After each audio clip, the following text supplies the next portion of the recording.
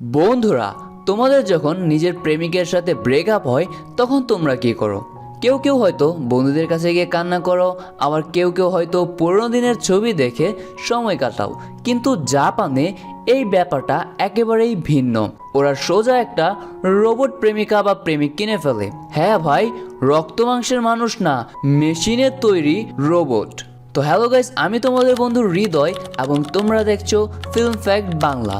চলো আজকে জানি কেন জাপানের মানুষ বিয়ে না করে রোবটের সাথেই প্রেম করে। আসলে জাপানের অনেক তরুণ তরুণী এখন প্রেমে ভয় পায়, কারণ রিয়েল প্রেম মানেই রিলেশনশিপের ঝামেলা, ডেটিং, গিফট, পরিবার, দায়িত্ব, ব্রেকআপ। তাই তারা বলে ভাই, বাস্তবের প্রেম ঝামেলা, আমি রোবটেই ভালো।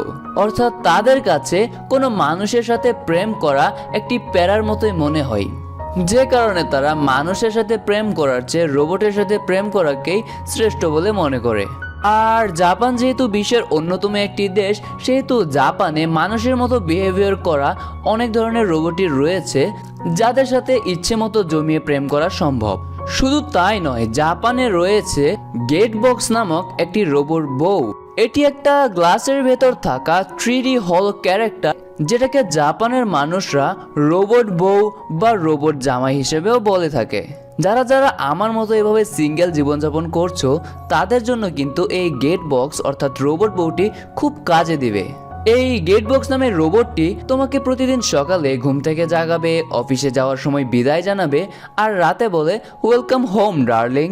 মানে ব্যাপারটা এরকম, বিয়ে না হয়েও বউয়ের ফিল। তবে অনেক হাস্যকর এবং অবাক একটি বিষয় হচ্ছে, জাপানের অনেক মানুষই এখন গেটবক্সকে অফিসিয়ালি বিয়েও করে ফেলছে। তাহলে তুমি কেন বসে আছো ভাই? জাপান যাও এবং জাপানে গিয়ে এই গেটবক্স নামে একটি রোবট বিয়ে করে নিয়ে আসো। যাই হোক, অন্যদিকে জাপানে এখন প্রতি বছর বিয়ের সংখ্যা দিন দিন কমেই চলেছে। মূলত 2018 সাল থেকেই এই কম বিয়ের রেকর্ডটি খুব দ্রুতভাবে বাড়তে শুরু করেছে, কারণ লোকেরা বলছে ক্যারিয়ার, গেম এবং রোবটের সাথে প্রেম, এগুলোই তাদের লাইফ। আর যেমনটা আপনারা জানেন, জাপানের মানুষ নিজেদের জীবনের 80% সময় ব্যয় করে দেয় নিজেদের ক্যারিয়ার এবং কাজের পিছনে, যেই কারণে তারা প্রেম করার সুযোগই পায় না।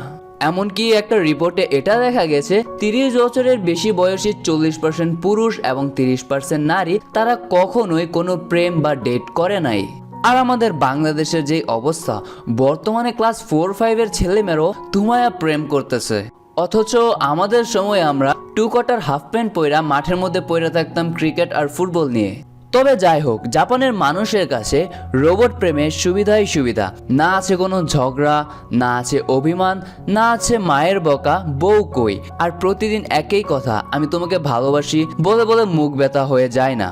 এমনকি রোবট প্রেমিকারা স্মার্ট হোম ডিভাইসের সাথে কানেক্টেড, ঘরের লাইট অফ অন, গরম পানি, গান সব চালাতে পারে। মানে একই সাথে প্রেম, বউ এবং পার্সোনাল অ্যাসিস্ট্যান্ট, এটা তো একটা জ্যাকপট। সবশেষে জাপানের মানুষের কাছে একা থাকা মানেই কুল, সিঙ্গেল মানেই স্বাধীনতা। তারা বলে আমি নিজের মতো থাকবো, রোবটের মতো, মনের মতো। অর্থাৎ তারা চায় না যে অন্য কেউ তাদের ব্যক্তিগত জীবনে কোনো রকমের হস্তক্ষেপ বা হস্তান্তর করুক। তারা নিজেদের স্বাধীনতা মতো নিজেদের কাজকর্ম করতে চায় এবং তাদের কোনো ডিসিশনের জন্য কারো কাছে কোনো রকমের কৈফিয়ত দিতে হয় না। তাই ভাই, জাপানের মানুষ এখন রোবটকেই ভালোবাসে, কারণ তারা চায় ভালোবাসা হোক নিখুঁত, কোনো ঝামেলা ছাড়াই। আর আমরা এখনো ভাবি ভাই, রাস্তায় প্রেম করলেও সমস্যা, বাসায় বউ থাকলেও সমস্যা। এখন আমার এই ভিডিও দেখে অনেক ছেলেদের হয়তো মনের মধ্যে এই ইচ্ছেটা জাগতে পারে যে তারা ভবিষ্যতে জাপান গিয়ে রোবট বউ বিয়ে করে তার সাথে জীবন কাটাবে। তবে আমি বলি কি ভাই, মানুষের মতো করে যদি রোবট আমাদের ইমোশন এবং ফিলিংস বুঝতো, তাহলে বিশ্বের অন্যান্য দেশগুলো মানুষের বদলে রোবটের সাথে প্রেম করত। তো তোমাদের মতে রোবট প্রেম কি ঠিক নাকি ভুল? কমেন্টে জানাও। আর যদি ভিডিওটা মজার লাগে, লাইক দিও, শেয়ার করো।